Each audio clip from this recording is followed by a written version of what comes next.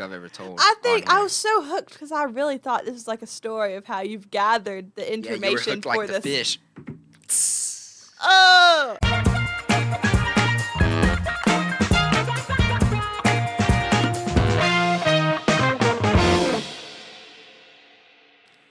Welcome to Herd Talks, the podcast for Marshall students by Marshall students. I'm Luke Jeffrey. I'm Ashley McClure. And have you heard? It's a new semester, which means Oh dear. a new season of Herd Talks. Woo! We're back, y'all! That's right. So we're changing things up a little bit. If you were with us last season and last semester, look for some of those changes. If you're new, you're going to see them gradually incorporated. So if you're seeing this, that means you can look for future changes. We've already made a few minor things. We'll leave those up to you to find. If you're interested, if you like them, if you don't like them, let us know. You can comment on our post. You can DM us. You can email us. If you know us personally, tell us personally. Oh dear. But if you don't like any of that, in the description of this, there will actually be a feedback form, so you can let us know how we're doing on anything. It doesn't have to be the changes. It can be something we've kept the whole time and you've just always thought sucked. So let us know. Let us know so we can make good episodes, content for the people. That's what we're here for. I mean, it is fun, but ultimately it's so people will enjoy watching us, right? I mean, I'm really excited for this season because, the first season we're just trying to figure out everything of what we were doing. But I this think season... we're still trying to figure it out. But Okay. Well, I'm trying to get we have more of a lead. some I support. get what you're saying. But Yeah. I think, I'm really excited for this season. I think we have some good ideas coming along. Yeah, it'll be cool. So let us know how you feel about those ideas. Ashley's excited. I'm looking forward to it. I think it'll be fun. It'll be fun to experiment with and see. Fill out that form. It can be anonymous if you like, or you can attach your name. So no stress if you're worried about, personal connections, ruining friendships. Ruining friendships. Dates, whatever. Dates? I don't know. What are we talking about now? If you might be going on a date and someone's like, oh, that's the girl from Her Talks. I left a bad review on there. I can't go out with her. You know what I'm saying? So, like, who knows? My mom or dad might want to get on there and be like, this was terrible, but they don't have the heart to tell me. They don't have right? the heart to tell you. So if you don't want to ruin the family vibe, whatever. My dad's pretty honest with me, though. He'll give me the truth. Anyway, let's hop into the episode, right? It's first episode of the season. We're going to keep things light. We do have an interesting topic. It's civil discourse, right? So this is something that it's a pressing issue in America right now, actually. Mm-hmm. Actually, globally, I believe it's a pressing issue. But we're not going to take it that serious. We're just not. So we're going to talk about it a little bit. We're going to see...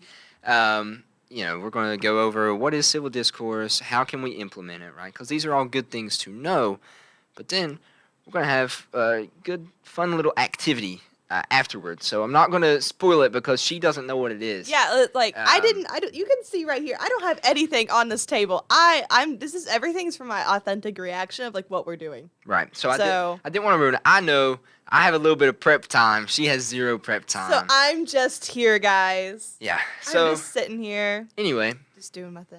We're going to talk about civil discourse.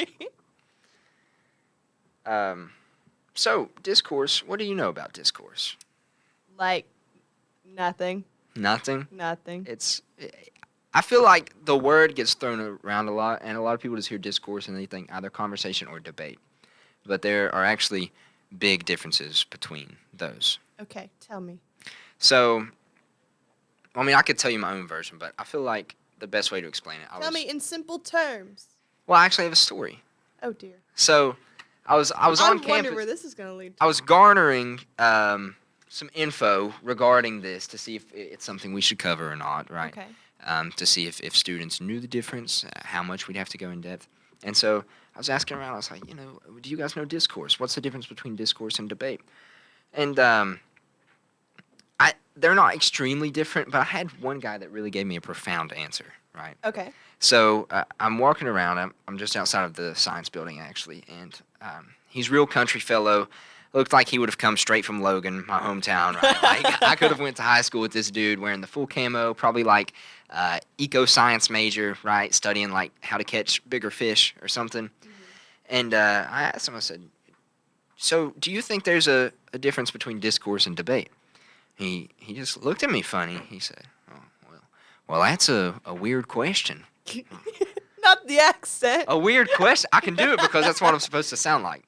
I changed my accent because Logan accent isn't nice. No, it is. I love the Logan accent, but people can't understand you all the time. I speak the native tongue, so I could have conversation with him. He's like, "Well, that's a weird question. Why would you ask that?" And I'm like, "What do you mean it's a weird?" Like, he knew what discourse was because I asked him, "Do you know what discourse is?" And it's what's the difference between discourse and debate? So he obviously knew what it was, and so I don't know why it's a weird question. So I'm like, why is it a weird question, right? And he says, well, clearly there's a difference. They're not even related to each other. Oh my gosh, like this dude knows something I don't, right? Oh, So okay. now he's piqued my interest. I'm like, this guy is like a straight, huge intellectual, right? He's about to drop some like major philosophy on me, right? He says, well, I asked him to explain. He goes, there's discourse is what they teach us here, right? That you have it in class, you talk to others, you be respectful in a civil manner. But debate has nothing to do with that, right? Debate is what you put on the hook to catch the fish. That has nothing to do with college, right? So, No. I thought that was really insightful. No. That was a really bad joke. That's probably the worst joke I've ever told. I think on I here. was so hooked because I really thought this was like a story of how you've gathered the Yeah, you were information hooked for like the this. fish. Oh no! That was a stop. redemption joke. That was pretty good. It's a Okay. redemption joke. Now we'll actually talk about civil discourse. So, civil discourse, put plainly, right, is civil, respectful, meaningful conversation, right? Right. You can have conversation, whatever, but is it meaningful? Is it civil? There are a lot of heated opinions in the world right now. We're not going to cover those just yet. Fight! I'm just kidding. And they lead to stuff like fights. But if you can take it in a good manner, then you can prevent that from happening. And you can expand your own knowledge, other people's knowledge, and just genuinely make a better community and world around whatever topic you're talking about. So we're going to I have 9 points of what makes good civil discourse. We're going to go over each one briefly because they're super simple. But if you can practice these, right, you're just going to have it's way better conversation. You're going to learn so much more. And it's just great all around to know and to practice, right? You attract more flies with honey is what my dad used to always tell me. Because I had a bad problem for not being civil in discourse. I was very arrogant as a child. Might still be sometimes. I have to agree. Ooh, who said that? I mean, it is a battle. It's a battle I struggle with. I'll admit it. Right? I'm arrogant sometimes. Sometimes I think I know everything, when in reality it's just most things. So it's another joke. That's 3. Bam. Okay. Goodness gracious, he's on a roll We're today. gonna look at the first. Our first one is simple. Be mindful. Right? Introspection. You need to be aware of yourself. And this includes all kinds of stuff, right? Like be aware of your thoughts, be aware of your own feelings, be aware of how you're conveying these things, be aware of your tone, right? You might not be aggressive at all, but you may be coming across aggressive. I have that problem a lot, probably more than being arrogant. I tend to have a very tone, like bam, bam, straightforward, no messing around. When You're in reality, strict. yeah, but in reality, I could just be super laid back. I feel like a drill sergeant sometimes. I've been told I sound like not an actual drill sergeant, but the drill sergeant tone. I could be sitting there with like someone watching a movie, be like, "Hey, will you give me some popcorn?" Like who does that? But apparently I do. So. Oh my. But that's the first one. You have to be mindful because you have to realize where you're lacking in the next 8 areas, and you have to realize that you can apply them and how to apply them. So that's the first important step, is being mindful. Without it, you can't follow the rest of the steps.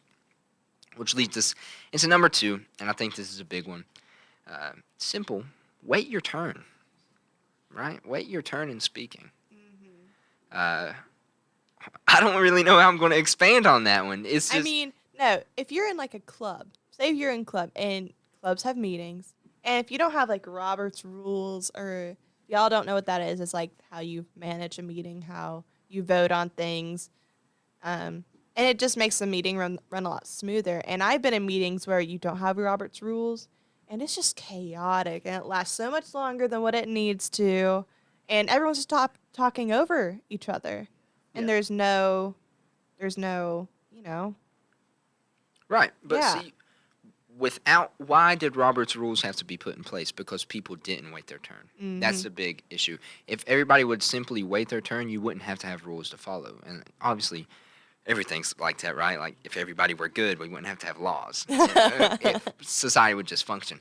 But Mhm. obviously, you can't implement that everywhere because you would have to rely on everyone to be practicing civil discourse and to be practicing waiting your turn. But if you wait your turn and set that example with other people in smaller groups, when you get with someone else who also waits their turn, you'll find your conversations are way better. And you can't use it all the time, right? But if you practice it even in the situations where other people don't do it, it makes you a good waiter and a good civil discourser for the next time that you are in a conversation where all parties practice it.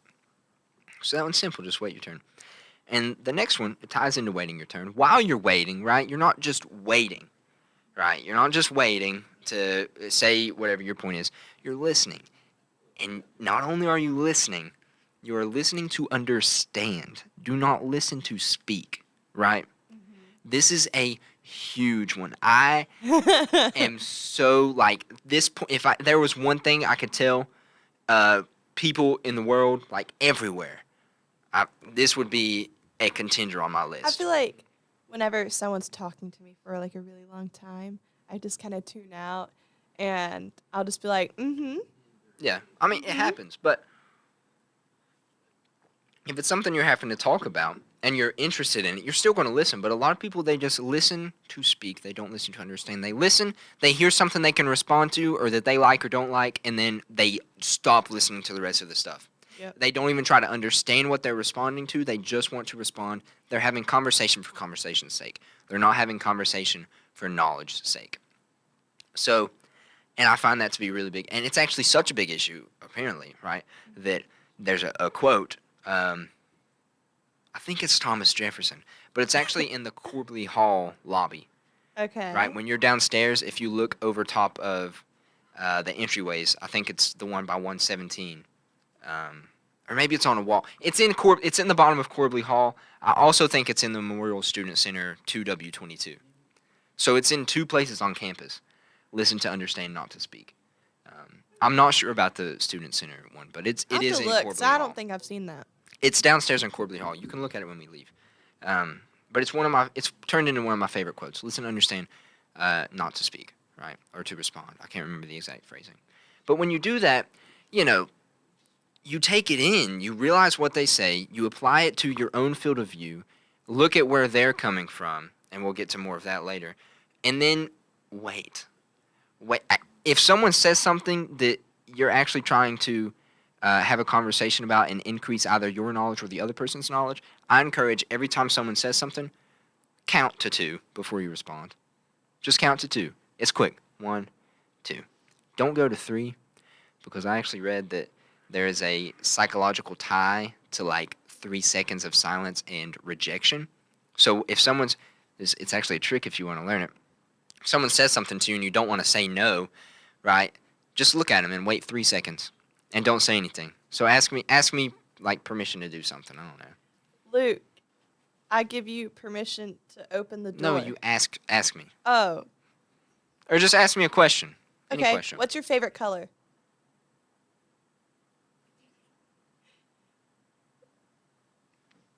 Didn't that make you like feel awkward? Yeah. Right? Like you just I wanted, mean, it makes you feel stupid for asking the question. And I love that trick. It's one of I love it. why? I want to use it all the time. Someone asks you something that you're just like, "Really?" Like, just wait 3 seconds. You don't even have to say no. They'll realize their own mistake, and that's more powerful, right? But what is your favorite color? Purple. Okay. So, But you can use it in all kinds of. This is a little bit of a sidetrack, but I feel like this is really cool to share. So let's say, let's a big issue is catcalling, right? Let's say you are a young lady, you are strolling the streets of Huntington, Strolling the streets. wherever you're at, and a guy comes up to you and he's like, "Dang, mama, you looking fire. It's like, can I get your number?" And you just look at him. I mean, a lot of people just, give him the finger, but Well, yeah, but see, when you do that, all they do is like, didn't want you anyway. Yeah. Right? Like, when you wait, they're like, why ain't she responding, fool? Right? Like, I have to keep up the talk. That's what they're going through in their head. They're like, well, did I do something wrong? Right? Because when you give them the straight up, like, no or the finger, in their head, it's not rejection because of something they did. It's rejection of, like, well, their loss. They don't know what they're missing. They're just not interested in me. When you wait that 3 seconds, their brain goes, why? They finally think why, right? Maybe. So I think really you use it to your own discretion, but it's a powerful tool if you want someone to have some self-reflection. That's a sidetrack. That could be a whole other episode. Might use that one day. The power of rejection, but The power of rejection. I feel like it's a pretty good topic. Oh. Actually. So our next point, our fourth one, is find common ground. Right? A lot of civil discourse takes place when two opposing views come together and they're talking. Find common ground. There's common ground in everybody. You don't think there's any common ground between whatever, like, in America we're playing an eternal game of red versus blue, right? Yeah. And I say that, not everyone would get that, but that's a Halo game, too. Red versus blue is a Halo game. No, wouldn't have never have gotten that. Well, there you go. It's a video game reference, right? So it's kind of funny for those who get it. But it's an eternal game of red versus blue. And it's so, I mean, like, I don't know. Find common ground. People think that the color defines you, right? But in reality, in Halo, you're all Spartans. In the real world, we're all humans. Yeah. At the end of the day, you're both Americans. You're both human beings. You're both American citizens. You both are. If you're both male, you're both male. If you're both female, if not, there are all kinds of common grounds. You both have parents. You were both born, right? So you have birth parents. You both went to school. You both, if you're in politics, you probably had the same major in college, Yeah. right? A lot of them probably went to the same schools. A lot of them are Ivy League people, right? So there are all kinds of common grounds. We're going to bring that point up later on because it ties into point 9, which is a big one. Oh dear. But so that'll come back in a second. You'll see. But our next point is follow the discussion. We're going to pretend we're driving a car for a quick second, right? Vroom vroom. Exactly. The road is the discussion, right? There is an end point. I've heard of this before. Really? I think so. I think it was on a meme though. Maybe, I don't know. I just came up with it in my head. So, It's but like it you probably take the exists somewhere in exit or some something form. like that, right? We're not taking an exit. Oh. right now.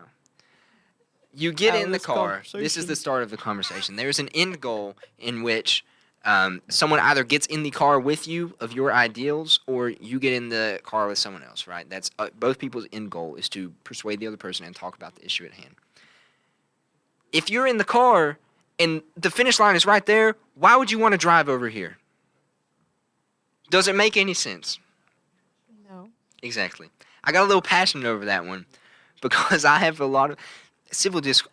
I'm a high believer in civil discourse, and I have classes with people who don't always follow these rules, and we are supposed to.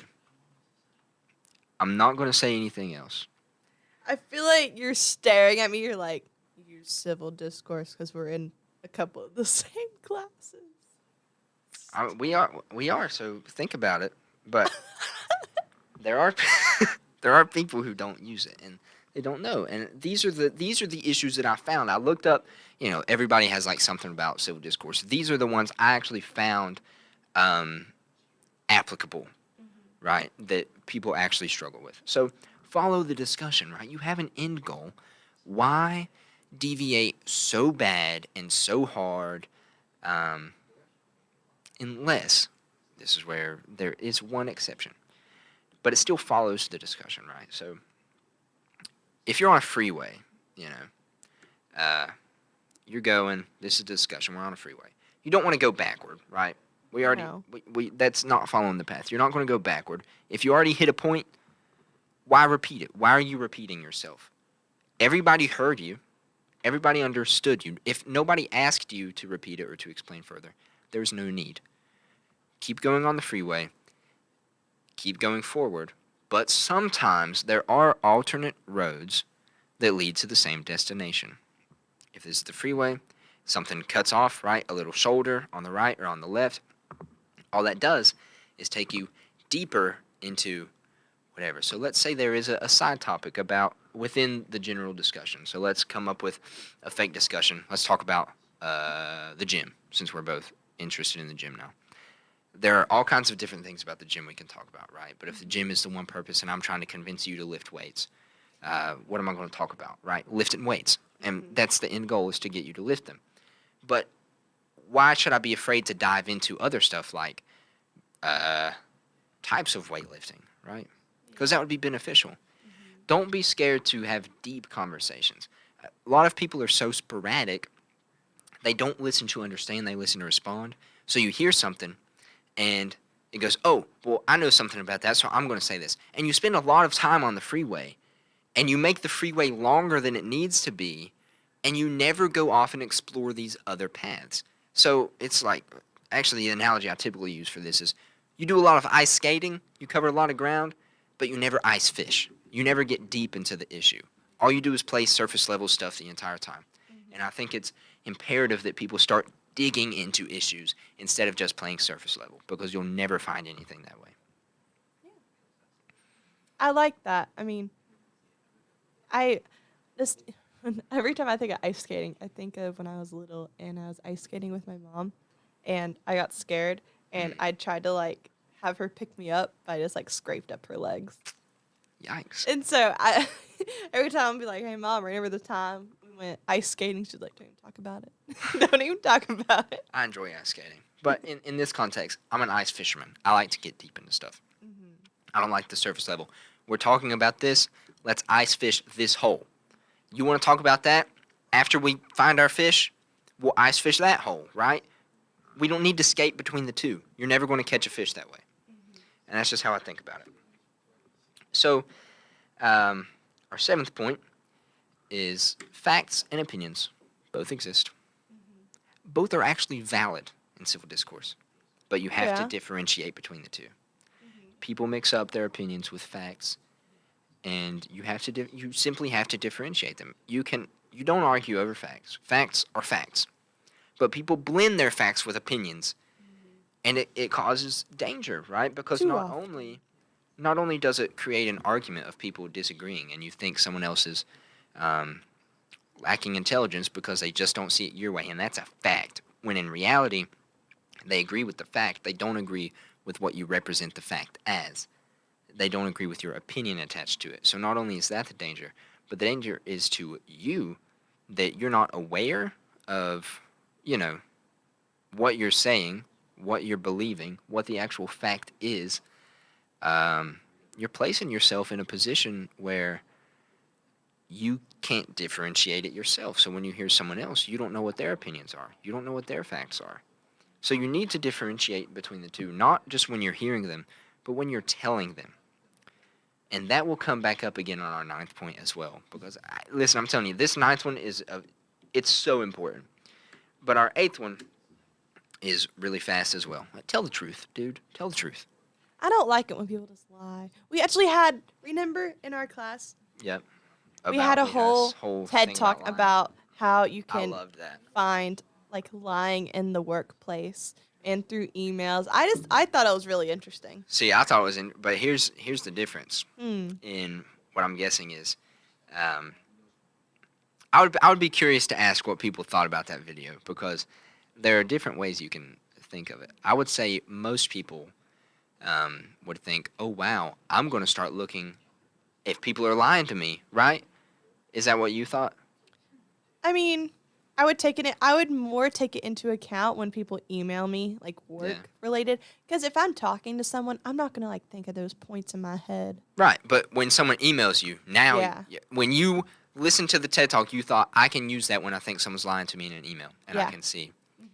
You want to guess what went through my head What? when I saw it? What? If I ever need to lie through an email, I know what not to do. That is so true, though. Exactly. So you can take it different ways, and I just think it's uh, f- odd how people's brains work because I don't even like to lie. Like I'm not a But liar, right? no, me neither. But But when I saw it, I was like, dude, I can be a good liar now if I ever want to. did you think that email that he showed? Do you think that guy was lying? In the email from the student, it was like No, I don't think. I think I don't think he was lying like that one was either. okay. My graduation passed away. It's legit a type like, but I think his point was in the second one, Yeah. where he was like, I hate autocorrect, and the theory is that when people get like super passionate about their excuses that they're lying, um, like I can see where the professor was coming from, but on the same time, everybody says they hate autocorrect, dude, Everyone says that they hate autocorrect, and they which do. is Everyone true. does hate it. I mean, especially when it did something. The email said, "Hey, I can't make it to class today," along the lines of my graduation just passed away, and then Yeah. he replied, "Graduation?" question mark, and he said, grandfather, stupid autocorrect is what he Yeah. emailed back, and he thought like he You used were this lying. as an example of lying. And I think it would make sense to me if I received that. Like, because I don't know what he's thinking. Like, oh, he tried to make a lie and it was just a bad one. Like, I caught him in it. Like, no one's going to sit there and be like, oh, my graduation passed. Yeah, that's a good one. I'm going to send that. It doesn't even make sense. I truly think it was autocorrect. But that's another sidetrack. Tell the truth. Tell the truth. Tell the whole truth. And nothing but the truth. Right? Because that's how you have effective discussion. Not only be honest with the other people, but also be honest with yourself. Right? That ties into all of the previous 7 points. Be honest with yourself. And it ties into the 9th point, just as everything else did. So this 9th point is an interesting thing. Presuppositional awareness. You familiar with that term? Nope. I wasn't either until about 2 years ago. And presuppositions were introduced to me by a guy named Ken Ham. Are you familiar with him? Nope. Oh, you'd like him. You look it up. He's not for everybody. He would be for you. What's I his think so. name? Ken Ham. I'll text it to you after or something. Okay. But Ken Ham is a religious scientist, but he breaks things down. His whole thing. He's not right on everything, right? Nobody is. Humans aren't. We're human. But his concept of explaining material is through presuppositions, right? So let's say you and I are presented with a fact. We see the fact, we both believe the fact, but we believe it comes to different conclusions. Why? It's the same exact information. Yeah, because it's your opinion, right? But how or are how they you interpret it. how are they formulated? Opinions. Why do we have different opinions about the same material presented? I guess it depends on what it is. Well, the answer is presuppositions. Okay. So presuppositions are our internal thoughts, thinking processes, everything inside us that makes us unique that influences a decision or an opinion made, usually generated by previous, early life experiences, right? This is a little bit of psychology going on here. Our early life experiences make us develop presuppositions to everything we perceive. It's like everybody has on their own pair of glasses. I have on Luke Jeffrey glasses. She has on Ashley McClure glasses. Whatever, you have on your glasses that you're looking at. And everybody sees differently out of those glasses, even though we're looking at the exact same stuff. It's all the exact same stuff. So we have to realize, how do these glasses alter our views? Right? So when you're aware of that yourself, you can realize how the glasses alter your views, and you can take them off. You can take off your glasses, right? And look at it for what it is, setting yourself aside. And then you just have the bare fact. And you can choose to put your glasses back on, right? There's nothing wrong with that. Opinions are valid, but you need to understand them and differentiate them from the fact. That was, point. I forgot which one. 9. No, we're on 9. That was 8. Point 8. Or 7 is point 0.7. Oh dear. It doesn't matter. Um, but you have to be able to differentiate between that, and the best way to is to remove your presuppositions, right? Just take them off for a split second. And once you realize your own, you can also realize other people's presuppositions, right? And that's how you find common ground. If we disagree over something, and that's where I said it was going to come back in, right? They're all connected into this one. This is the best way to practice the other 8 things that I'm talking about. You look at someone, this is the fact. Maybe Marco's our fact, right? We look I at like Marco, we see different things. I know we do, right? So whatever you see, I might disagree with. Whatever I see, you're going to disagree with. We're not going to So- see the same stuff. You could see that Marco is a bobblehead, but I see that Marco holds my pen. He's a pen holder. Right. So why would we think that? Well, maybe I had a bobblehead collection growing up. So the first thing I see is I look at the bobblehead. Maybe you like to write, or, if you're a I teacher. do the clapper. And so I was like, Exactly, well, so- Marco can be included. You use the marker for something, so you're going to see the Marco. It appeals to you in whatever it is. So when I look at it, I'm like, how would you not notice it's a bobblehead, right? And then you'd be like, how would you not notice he's holding a marker? Like, that's not supposed to be there. But in reality, if we remove those, what are we both left with? We're both left with Marco on the table, right? And that's the thing. And now that I know that you wrote on the clapper, I can understand why you saw the marker. Now that you know I had a bobblehead collection growing up, you understand why I saw that it's a bobblehead. So that's the big thing. Ask why they believe stuff, right? Ask why. And if they don't give a real answer, they might not be aware of their own presuppositions. Start digging into it to find out, right? Because there's something there why they interpret that fact the way they do and add that opinion onto it. So that's my last point. That's the end. So what's going to happen right now?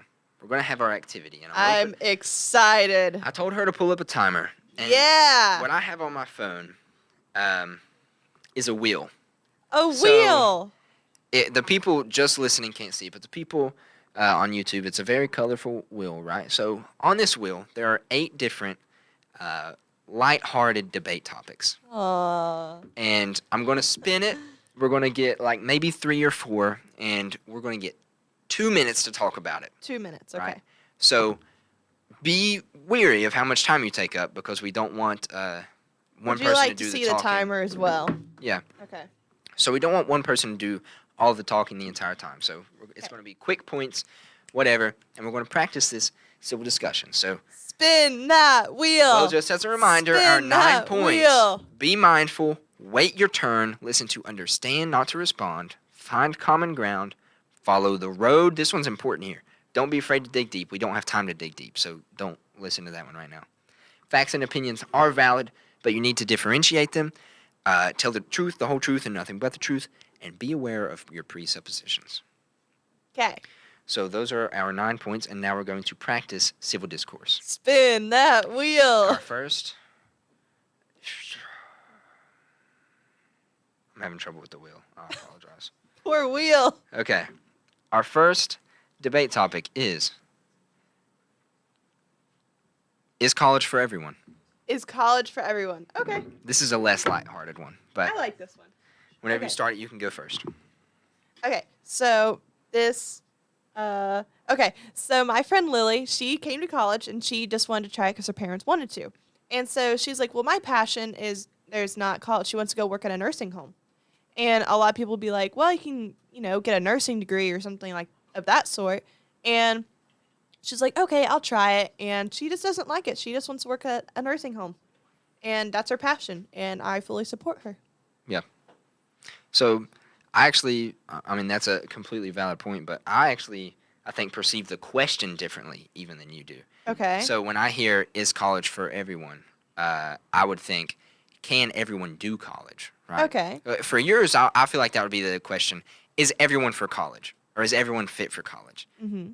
To which I would say, no, right? People have different paths in life they want to take. Yeah. But when I hear, is college for everyone? Right? That was it? Is college for everyone? That was the question. So to me, I would think, well, is it fit to accept all people, right? Mm-hmm. We're not even thinking about the people. We're thinking about the college. Yeah. And to that, I would say no. I think there is a great outreach of people that we're missing in colleges and universities that we don't touch. Okay. I was going to let you say something. Oh, I mean, I'm just listening. I mean, I agree. Is college for everyone? No. But if people want to give it a shot, I mean, I can fully support them in that. And if they don't like it, they don't like it. It's an expensive shot. It is an expensive shot, but it might pay out for you. One worth going for. Yeah. So this one's fast. You can even stop the timer. All right. We didn't hit 2 minutes because we agreed. We found common ground. Did. Right? We had to go through it a little bit because we even perceived the question different. We didn't even perceive the... Well, I like the first thing, because I've been asked this question before, and Right. I just feel like it's more relevant because I actually talked to her last night, and I was like, "Oh, you're still here?" And she's like, "Yeah." She came back. She was like, "I'm just gonna try one more semester," but I think this time she's also getting married. She's like, "I'm just gonna go and do what I'm passionate about," and I mean that's it. So Valid. I'm still Yeah. proud of her. Yeah. So we're going to move on to the next question. I'm hoping to get one of the What is it? lighthearted ones. Ah, summer versus winter. Summer versus winter. Which is Okay. better? Start Ooh, the timer. this is okay. Right, you. Okay. I really like summer because, there's no school and you can spend time with family and friends. I feel like more because you don't have school getting in the way. There could be summer opportunities for you. Like for me, that was One Shape this summer. Or you could have like a summer job where school doesn't interfere. I just feel like summer, and plus like it's warmer. You can get that tan, sit by the pool. It's just relaxing. Whenever I think of summer, people will think of relaxing. Yeah. But winter, I mean, it's cold and there's icy roads. Harder to get in. It's in school. School's in session. And a lot of people, there's like seasonal depression as well. And so that also kicks in. So, I mean, summer for me, I like it better. Yeah. That's valid. I think a lot of it depends on where you live, right? Yeah. For us, we actually experience all 4 seasons. We do. In our region. So, but I'm a winter guy. You said you think of summer and you think of relaxation. I think of winter and think of relaxation, Really? right? And actually, you also mentioned the no school point, but for us as college students, we get an entire month off in the winter. So really, you could Yeah. get a month-long job or even internship. Those are available. But yeah, I think of winter. I think of relaxation, right? I think of, well, I'm in between semesters. It's not long enough for me to really work on something and devote my time to. But I think of like getting some hot chocolate and sitting by That a is fireplace. nice. That is and, nice. like I like to play the piano, so I'm playing like Christmas carols and stuff, and listening to Nat King Cole on repeat, dude. Right? Oh my. Shopping, right? Christmas shopping, the whole shebang. It really all revolves around Christmas, kind of. But also, I really love snow too. Yeah. So I'm a snow guy. But yeah, so winter. But we found common ground in relaxation, right? I'm gonna do that every time we do this, right? What we went through. So we found common ground in relaxation. We both like relaxation. We just relax in different ways. And there are probably some presuppositions there as to why we both like the individual seasons. For me, my birthday's also in winter, so Oh. it makes me a little Mine's in biased, right? fall, so mine's like in the middle of that. Yeah, so mine, my dad's, my grandpa's are all in winter. My birthday is on Halloween, so that might Yeah, Halloween. I used to say when I was little, my favorite holiday was Halloween because it's your birthday. It's my of course, birthday. that's such a little kid answer. We're gonna hit a third topic here. Well, okay, this one's an alright one. What? Would you rather be really big or really small? Oh, I don't even know my answer. Hmm. I don't know. I think I would want to be really small. I don't really know why though. Okay. When you say really small, how small are you picturing? Like, are we talking about like really big, like a giant, and like really small, like an ant?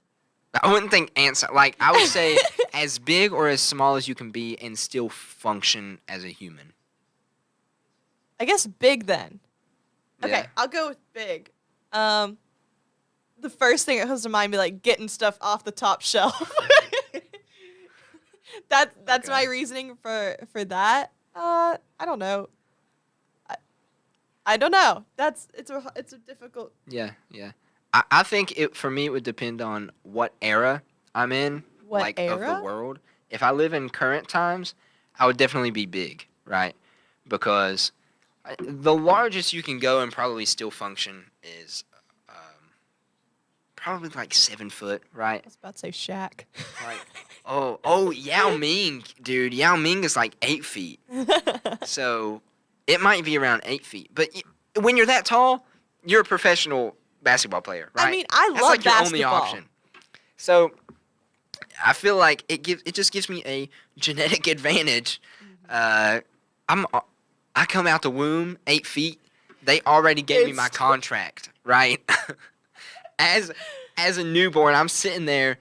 My mom just gave birth, so she's in the room, right? Obviously, my dad's probably there, celebrating, holding the mother's hand. The doctor's delivering it, the nurse, and then there's the NBA like representative with the contract. Like Here those comes are the the people truth. in my birth room, right? I come out, sir. He's not even of legal age. So what? Oh my. You know, but um, that's already our timer. I just want to add though, like if I were in medieval times, I'd 100% be small. Like, and I would be an assassin. Can you imagine a 2 foot tall assassin? I'd be like Yoda. You know how fast I could move and how nimble I would be? I would never get caught. They're just like that. Not the movie. They are already dead. I stole the jewels and I'm back. I would be so fast and so agile. I'd be like, I don't know. I don't know either. And if I'm really big, everyone's going to think I'm a giant. And if I lose an eye, now I'm a cyclops. They're going to kill me. Kung Fu fighting. I would not be learning Kung Fu. That's on the other side of the world. But we'll spin again. Oh, we're doing one more. We'll get one more. Okay. We'll get one more. I'm just going to pick the last one because I think it's a really good one. Boo! Let Okay, the okay. wheel. Well, we got to get one of the lighthearted ones then. Okay. It landed on the one I wanted to pick. Good. Would you rather fight 100 chicken-sized zombies or one zombie-sized chicken? Start the timer. Okay. I had to comprehend the question. Okay. Okay. 100 chicken-sized zombies, or one Zombie-sized chicken. zombie-sized chicken. You would fight a zombie-sized chicken. Because that's so cool. Because think about it. Zombie-sized chicken. Like, first off, I don't want a bunch of zombies gnawing at my ankles.